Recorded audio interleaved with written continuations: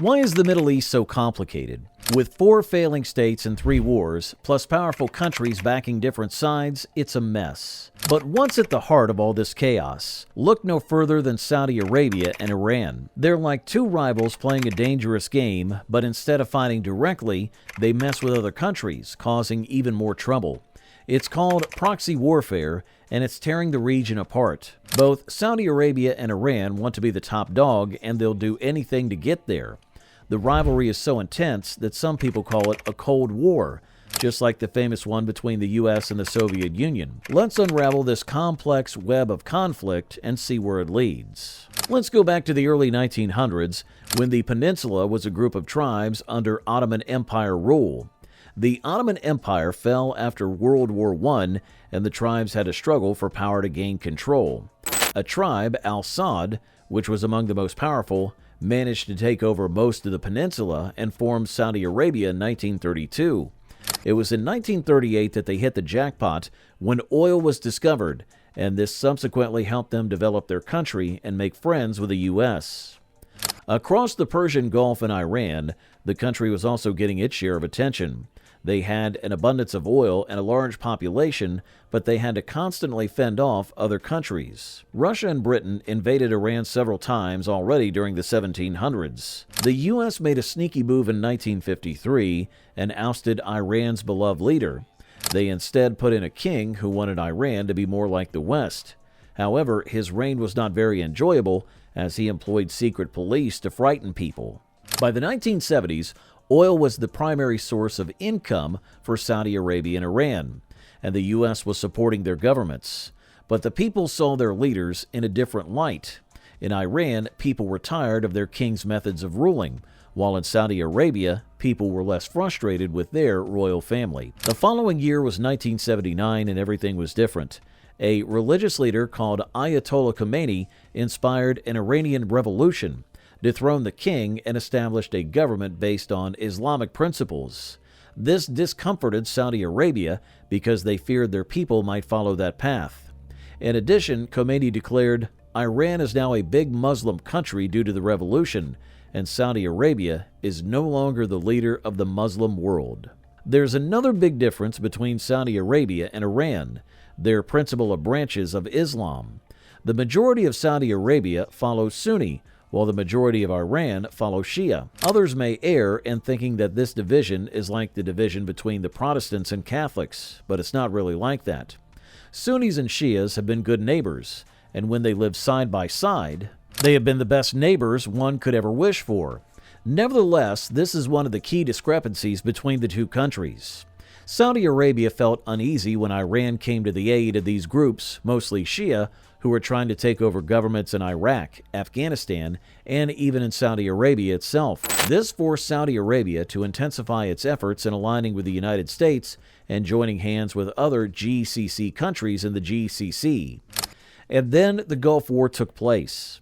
In 1980, Saddam Hussein's Iraq launched a war against Iran, which was in the midst of its revolution. Iraq wanted to control some of the oil resources of Iran. However, Iran's counterattack was fierce, and when they started winning, Saudi Arabia came to Iraq's aid. They gave Iraq money, weapons, and support to be able to fight and withstand Iran. This was the main reason for the Iranians to be angry, and the quarrel between Saudi Arabia and Iran became even worse. It was only 10 years later, and Iraq was back again in the middle of the crisis. The U.S. invaded Iraq and then eliminated Saddam Hussein. Iraq, who had been functioning as a buffer zone between Saudi Arabia and Iran, which they did not like.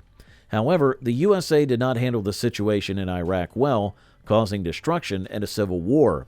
This only made the rivalry between Saudis and Iran more tense.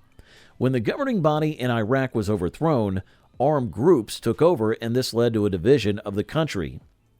Sunni and Shia armed groups started to appear everywhere, and some of the radical Islamist groups managed to gain control in the ensuing chaos. To them, it was a chance to help groups that were in line with their own interest. Thus, they began to finance and arm Sunni and Shia militias, which made Iraq a ground for their rivalry. This proxy war was extended to the Arab Spring, a series of protests which were for democracy, and were in 2011 through the Middle East. Saudi Arabia, which is the place of stability, was terrified of these protests. They were apprehensive that if people observed other countries overthrowing their rulers, they might do the same thing at their home.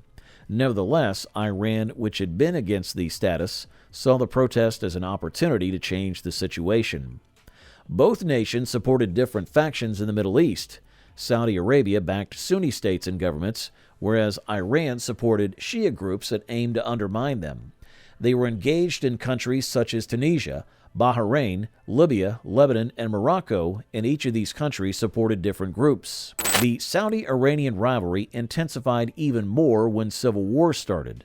They didn't want to fight, but they believed their interests were at stake and would occasionally blame each other for the problems. Saudi Arabia and Iran are in a huge fight, and it's getting worse. They are dispatching their armed forces to places like Yemen and Syria to battle. In Yemen, Saudi Arabia will support the government fighting against rebels who are supported by Iran. In Syria, Iran, together with other groups which Saudi Arabia is against, helps Assad fight rebels. The Middle East is not peaceful, and Iran and Saudi Arabia are also getting involved. Other countries are also dragged into these wars. Saudi Arabia even warned Qatar, the small country, for getting too close to Iran. Furthermore, ISIS is almost demolished in Syria and Iraq. Now, Saudi Arabia and Iran are striving to have the final say there. The whole Middle East region is getting more and more unstable. These countries are getting involved in various conflicts in the region, and it's hard to guess what is going to happen next. Saudi Arabia is funding Sunni groups in Iraq, whereas Iran is patronizing Shia fighters who are fighting against them. In Tunisia, Saudi Arabia supported a leader while Iran was advocating protest against him. In Bahrain, Iran backed the Shia leaders who were trying to topple the government, and Saudi Arabia sent its soldiers to fight against the demonstrators. In addition, they're getting their hands into countries such as Libya, Lebanon, and Morocco, and they are causing instability there by putting pressure on those countries. Now Saudi Arabia and Iran are resorting to sending their own troops to the war fronts. Saudi Arabia is assisting the Yemeni government to combat the Houthis group, which is backed by Iran.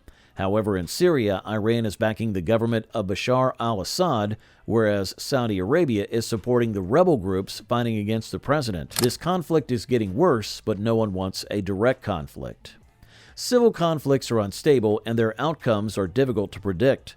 The civil war in both Iran and Saudi Arabia is a threat to the national interest of their countries, which they attribute to the other party. The Cold War is becoming a matter of interest for other states. Saudi Arabia, a larger Gulf state, is pressurizing Qatar, a small state that is opening up to Iran.